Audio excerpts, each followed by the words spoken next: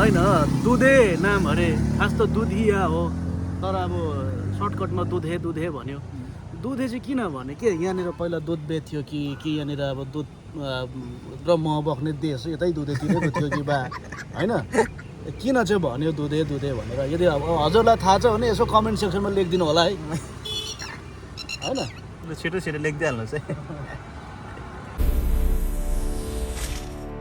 Hello and जय मसी सबैजनालाई। आज भने चाहिँ हामी दुईजना कहाँ गएको हामीलाई पनि थाहा छैन है।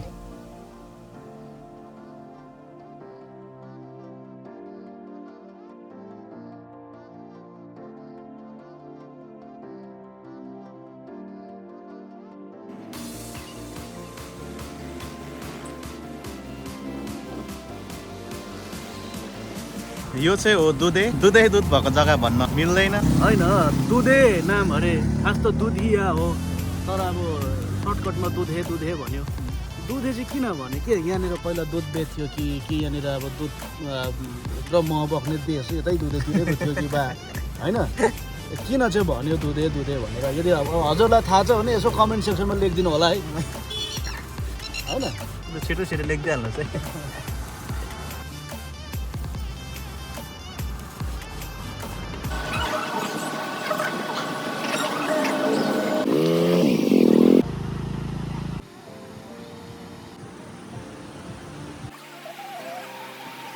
खोलामा आएर को खाने चाहिँ को भएर त यस्तो जग्गामा आएर पनि धर्मी जाति पवित्र जाति हो नि त हामी अरू जस्तो के खाँदैन हामी को खान्छौँ मोमो खान्छौँ थुक्पा खान्छौँ अलिक डरसँगले प्रार्थना गरेर भने प्रभुले यहाँनिर पट्टै चलाएर मन नयहाँनिर हामीले अलिक अर्डर गरेको नर त्यो पनि आउँछ।